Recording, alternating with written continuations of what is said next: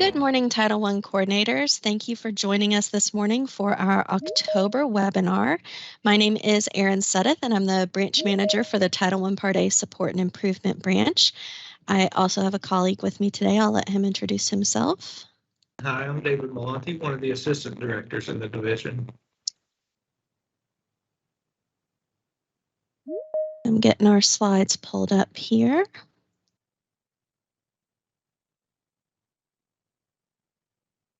Okay, here they are.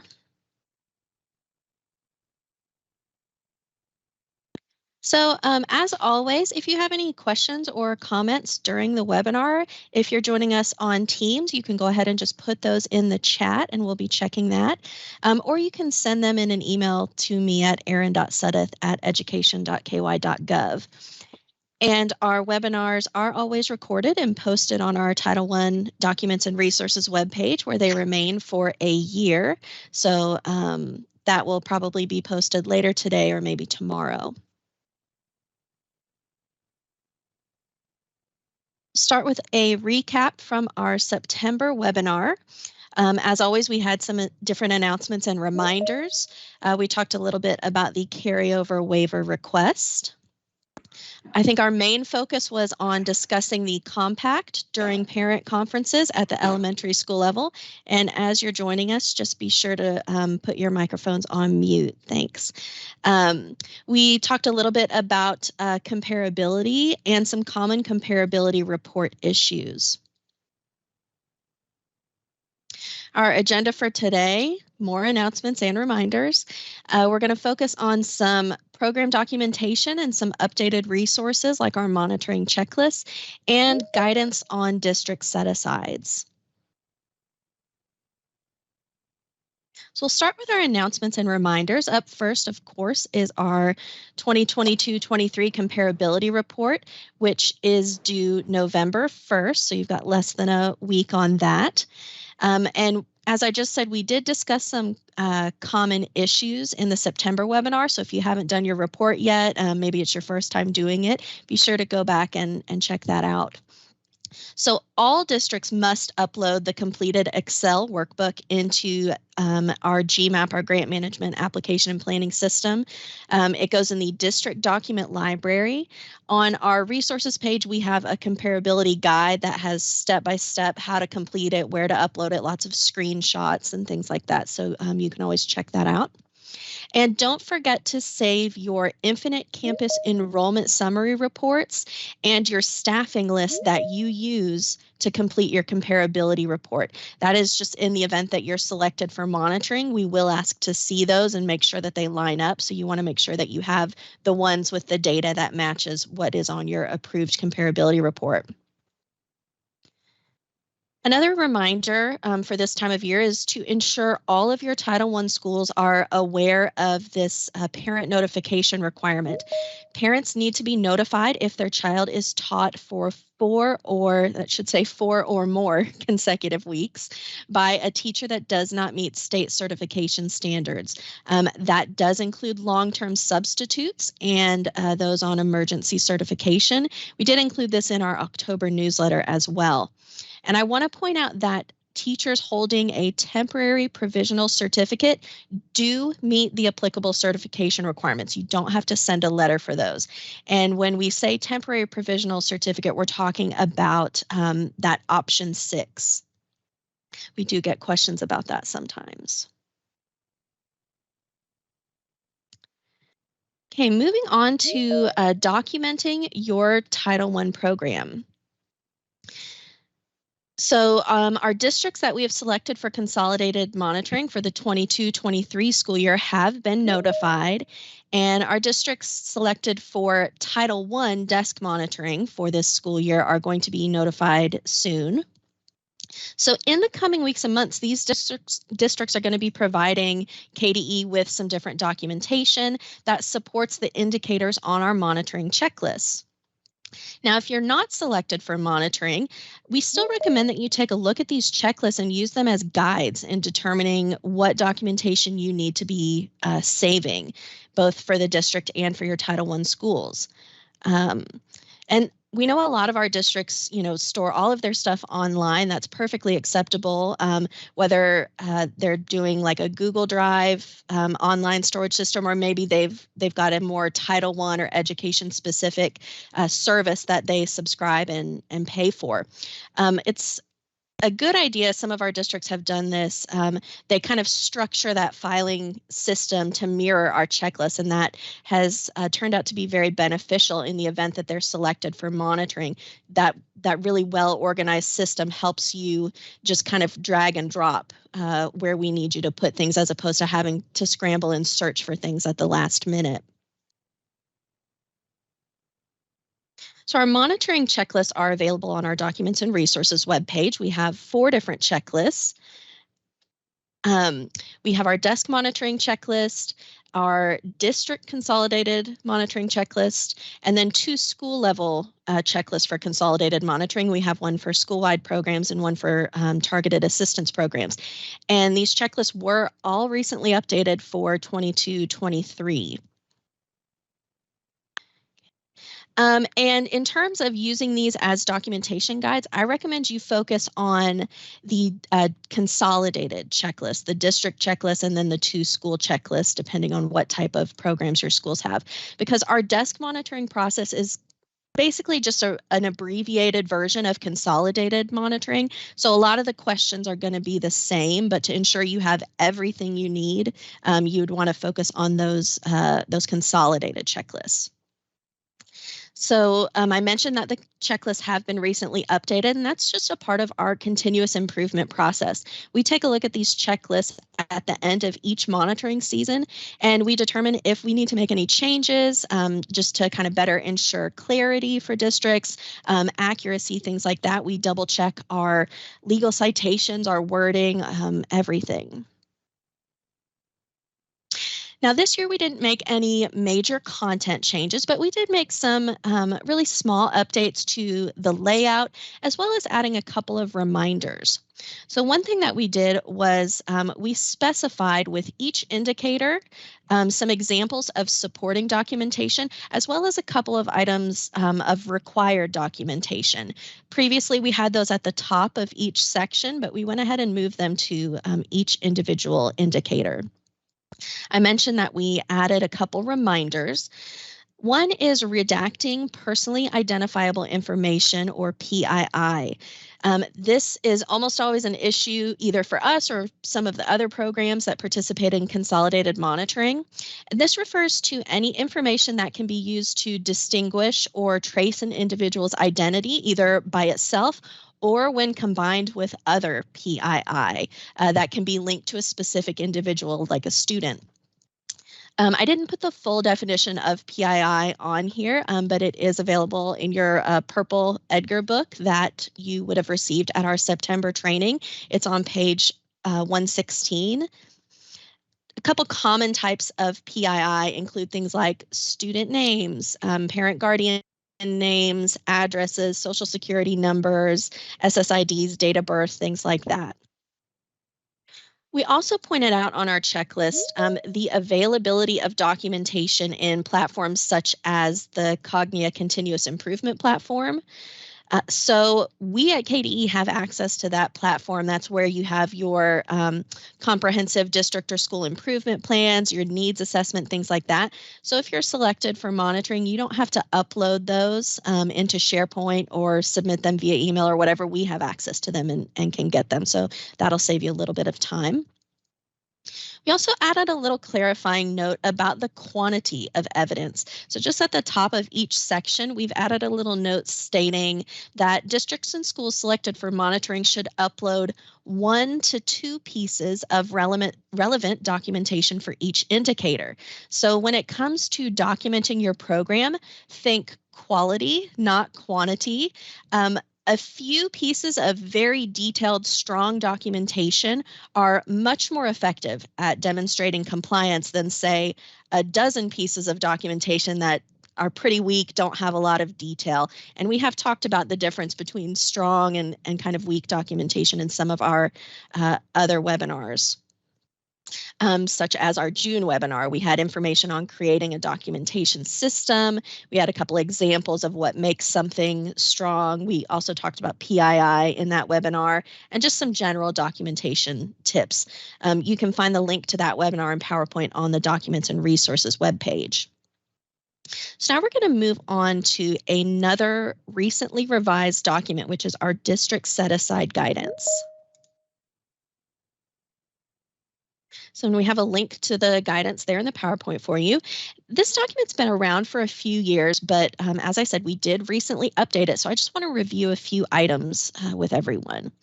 So the whole purpose behind this guidance was to kind of talk about the intended and unintended effects of reserving large percentages of your Title I allocation at the district level. So some of those effects are listed below. The first one is decreasing the amount of funds that schools receive and decreasing school opportunity to effectively implement a school-wide program that includes the use and control of funds necessary for this work. And we're going to get a little more in depth on those 2 points in a minute. Another issue we can have is that district-wide activities may not accurately address individual school needs assessments. We'll talk about that more in a minute as well.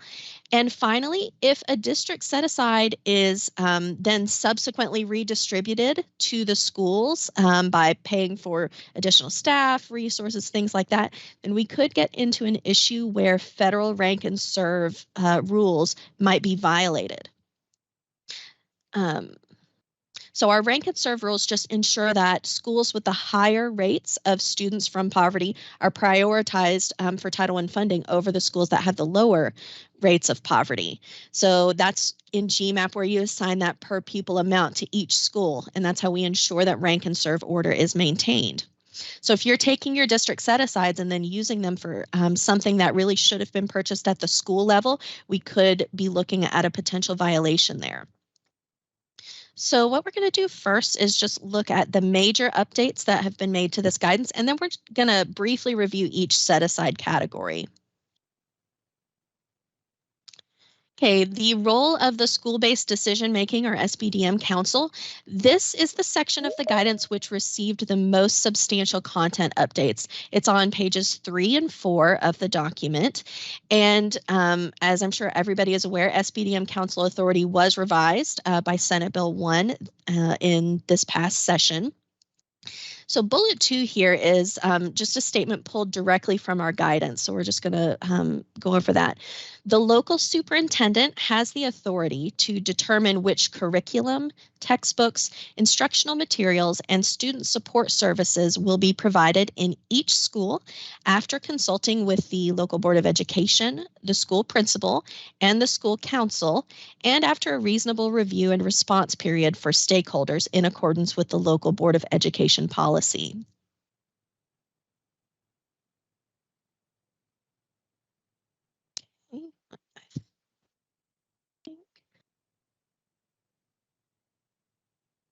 All right, our next point is not using set-aside funds for school-level purchases. Now, we did have this in the previous version of the guidance, but what we did in this revision is kind of expanded it, included some more explanations to really help you understand why it's important to purchase school-level items with school-level funds. Statute does not prohibit a district from reserving funds to pay for things like textbooks, instructional materials, student support services for schools. So those of you who've been coordinators for several years, you may remember that we used to have a set-aside category just called Other Set-Asides. And sometimes districts would use this category to purchase some of these types of materials and services and then distribute them to schools. We did eliminate this set-aside category beginning in the 2020-21 school year, that's fiscal year 21's application, and we did this for several reasons. First of all, we are making sure that supplement, not supplant requirements are being met. We're going to look at an example of this shortly when we review each set-aside category. The next, kind of like I said on a previous slide, helping ensure that rank and serve requirements are met. So If something is being purchased for an individual school, those funds need to be factored into that school's allocation. And then just kind of a general issue, making it difficult to track funds. So if purchases are being made at the district level and then distributed to schools, it's really hard to tell how funds were spent, where they were spent, and then that in turn makes it difficult to verify that rank and serve requirements are being followed. KDE does require that most purchases of instructional resources be made at the school level rather than the district level. Title I is a school-based program, meaning that the majority of the program is administered and implemented at the school level. And I don't think I actually mentioned this. So when funds are reserved at the district level, it decreases the amount of funds that are available to be allocated to schools. School staff are the ones who are in the best position to really assess what their needs are and determine their priorities and goals, and figure out what's going to have the greatest impact on student achievement. So let's kind of think about everything that the school staff do to determine how to target their areas of need. They're the ones who are creating that needs assessment. They're developing their CSIP. They're identifying programs and strategies that can help them target areas of needs. And they're the ones who are evaluating their program implementation, their program effectiveness. So schools must receive sufficient funding in order to implement the work that they've outlined in their CSIPs. And in situations where the superintendent does not have the sole decision-making authority, it's important to consult with SBDM regarding purchases. Now, you don't have to include references to SBDM discussions in your narratives, like on the district set-aside page, but you do want to make sure that you're maintaining that documentation in the event that it's needed for monitoring. So for example, the superintendent has the authority to approve curricular items. And in this scenario, consultation wouldn't be required. Let's say there's a technology purchase for the school. That would require an SBDM consultation. These are just some general expectations for funds reserved at the district level. It's definitely not an all-inclusive list. We want to make sure that stakeholders have input in the Title I plan and the proposed use of funds. I've already said this several times. Most funds do need to be allocated to the schools, and most purchases of technology, hardware, software, materials, resources, that type of things, that should really be at the school level. Only Title I schools may be served with set-aside funds. Now that is apart from the homeless set-aside and districts who have neglected institutions. Those are the exceptions to that. Personnel need to be hired at the school level unless staff hired at the district level are going to serve more than one Title I school, which we do see sometimes. If they're not going to be assigned to a particular school and they're kind of itinerant, then they might be at the district level.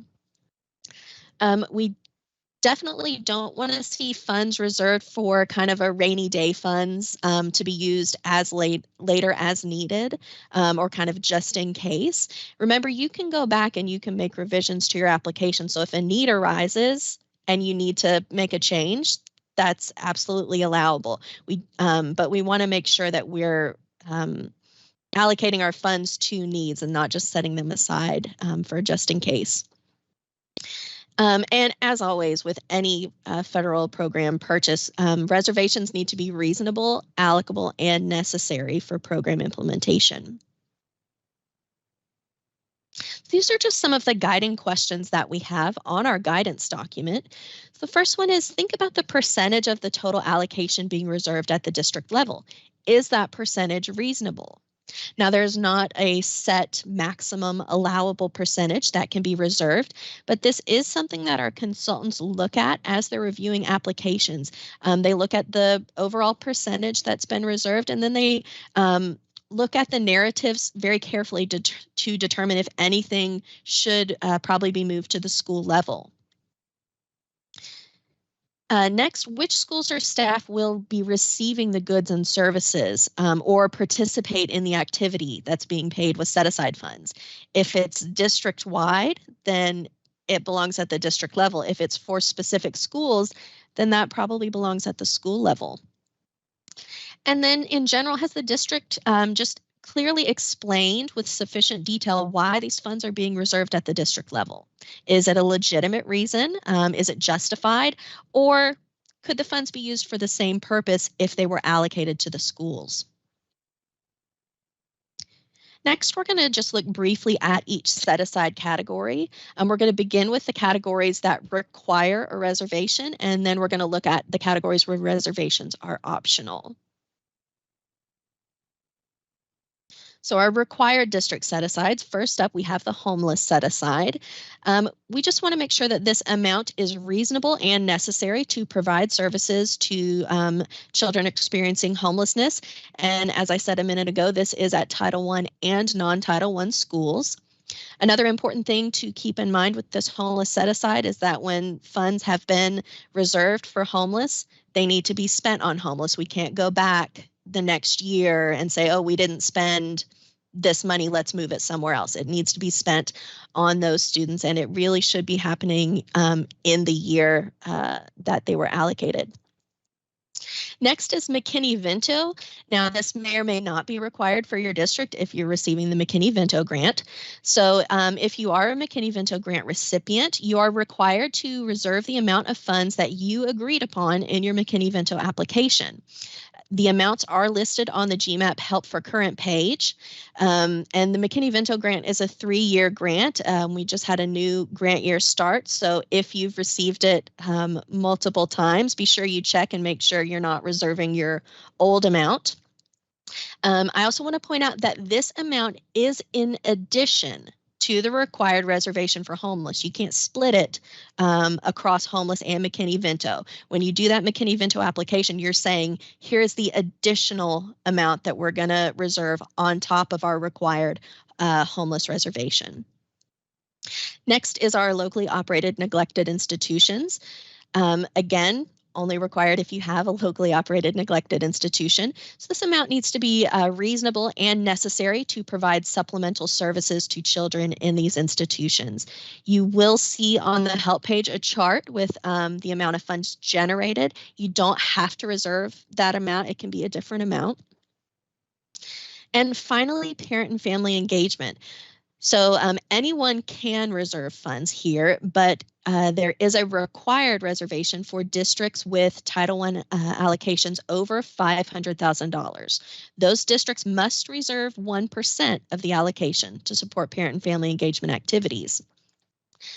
GMAP does automatically calculate that for you. If your district receives less than $500,000 and you want to lower that amount or not reserve anything there, you can go in and do that. But if you get more than $500,000, you can't do that. Of course, you can go in and you can reserve more than 1% if you want.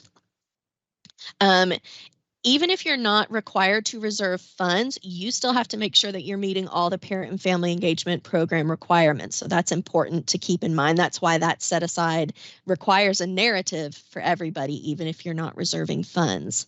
And just as a reminder, 90% of that 1% reservation should be going to the schools for them to use in their parent and family engagement programs. Okay, moving on to our optional district set-asides. First is foster care. This set-aside can be used for any additional costs needed to transport children in foster care to their school of origin. So that's the only thing we should see in this set-aside if you're using it. And I want to point out that foster children are no longer included in the definition of homeless. Therefore, these funds should not be used for the students experiencing homelessness. Locally operated delinquent institutions. This is for supplemental services provided to the children in those institutions. Next is professional development. This is for professional learning opportunities, supporting identified program needs for Title I funded staff and other appropriate staff working at the Title I schools. You might also be paying for substitutes for Title I funded staff participating in professional learning opportunities. Now, if you're paying for any personnel from this set aside, these personnel must be providing PD opportunities. They should not be working with students. They should also be working at multiple schools. Again, staff assigned to a single school should be paid from that school's allocation. Next is our school extension set aside. So this is referring to before school programs, after school programs, summer school, intersession for Title I schools. As a reminder, a one-day program is not a school extension program. Okay, some more optional district set-asides. We have our preschool programs. This set-aside can be used for supplemental services to preschool students in the district as a whole or for a portion of the district. And I also want to point out that a participating Title I school may decide to use a portion of their allocation to serve a preschool program that's within their building. They don't have to, but they can do that. Next is the English Learner Set Aside. So this is for any supplemental materials or services for EL students attending Title I schools. And remember, this needs to be supplemental to the district's core EL program required under civil rights laws. That's what is outlined in your district's LAU plan, or you may call it just your EL program plan. Assessments. So assessments for Title I schools can be paid for if the data from the assessments is going to be used to improve instruction, identify students for supplementary tutoring, and other strategies to improve student achievement. This was included in our April 2019 newsletter, kind of an in-depth explanation. That newsletter is linked on the GMAP District Set Aside help page. And that newsletter is just explaining that simply administering an assessment is not an allowable use of funds. The results of the assessment have to be used to help improve achievement. Additionally, districts need to ensure that any general funds distributed to schools for the purpose of purchasing assessment is done in a Title I neutral manner. So you could not use Title I funds to purchase an assessment for a Title I school from this set aside if general funds are being used to purchase that assessment for a non-Title I school. This would be a violation of supplement, not supplant, which I mentioned a few minutes ago. Okay, I think this is our last slide of the optional district set-asides. So we have our administrative costs. These are direct administrative costs. They might include something like the program coordinator, professional learning for the coordinator, some administrative supplies like printing, postage, and the Title I portion of the single audit. So remember, when we're talking about administrative cost, we're referring to oversight and implementation of the Title I program. This is really important. This is something that we see fairly frequently. If you as the coordinator have other roles, which we know most of you do, say maybe you're the district assessment coordinator or the special ed coordinator, something like that, then as you know, your time needs to be documented accordingly. So let's say that we have a coordinator who is also the DAC, and they're working with the schools in relation to their role as the DAC. That portion of your time is not being spent on the administration of the Title I program. Even if the school that you're working with receives funds, you're not working on the Title I program. You're working in your capacity as the DAC. So that portion of your salary should not be coming from this administrative cost set aside. And a lot of times when we review applications, we'll check open house and see, you know, what other roles does the coordinator have? Does this seem like a reasonable full-time equivalency FTE percentage of their salary that's being paid? So you may have gotten some questions from your consultant about that. Next is substitute salaries. So this is for providing subs for Title I funded staff if they're taking sick or personal days. Remember, if you're going to pay for subs for them to participate in professional development, that goes in the PD set aside. Substitute salaries is also one of the categories where we do require a narrative even if you don't reserve funds. Next is sick pay. You can pay up to 30% of sick pay for teacher retirement for Title I funded staff. This is proportionate to their years of Title I service. And on the help page, there is an equation to calculate this exact amount. Last one is variations in personnel costs. So seniority or fringe benefit differentials for schools with similar numbers of low-income children that need similar amounts of funds to operate comparable programs, but they have to spend different amounts due to differences in salary and benefit costs of the staff who are providing those services. So two similar schools may be operating similar programs, but they might need different amounts to do that based on the salary, the experience level or something of the person who's providing those. So you can use that set aside in those situations. Okay, do we have any questions? I'm going to check the email. I do see one in the chat. If selected for consolidated monitoring, what year or years will be reviewed? And it does specify this on the checklist. So for the most part, we're looking at the current year. We will ask for, when it comes to financial stuff and munis reports, we'll want to see the previous years specifically to look at parent and family engagement, homeless funds, and if you're serving private schools, we'll want to look at that as well. But mostly it's the current year. Okay. And I don't see any questions on the email. So I'll move to a couple of announcements. So we have our 2023 National ESEA Conference. This conference is aimed at coordination among federal education programs under the Elementary and Secondary Education Act, as well as other federal programs.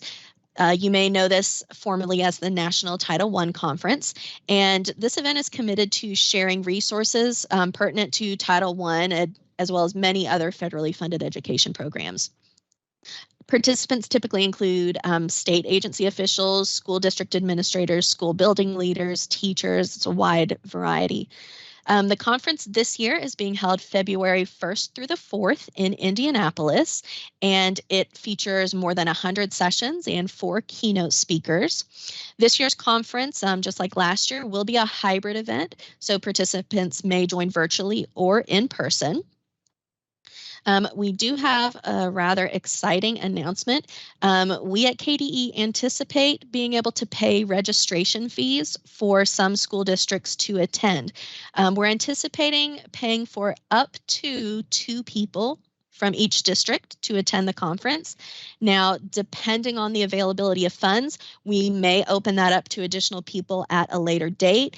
We may also be able to pay some hotel costs. I really want to stress that those items are dependent on how many people are interested in taking advantage of this opportunity. So I can't commit to additional people or hotels or anything at this time.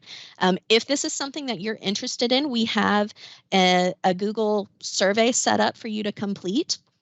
We do ask for a pretty quick turnaround on that, so we'd like that to be completed by November 4th, which is just next week. There is a question on there about the hotels. If you're wanting to attend in person and if we can pay for hotels, indicate which nights you would need us to stay. I did have an email from someone earlier who had already tried to do the survey and that last question wasn't working. It should be fixed now. So if you've also already tried to do that and it didn't work, go back and try it again. And we'll have more information about that in the coming weeks. All right, we just have 2 webinar dates for the rest of this year. They are a little bit earlier than usual. We're usually at the last Thursday of the month, but of course we have the holidays coming up. So our next webinar is going to be November 17th at 10 o'clock Eastern time, as always.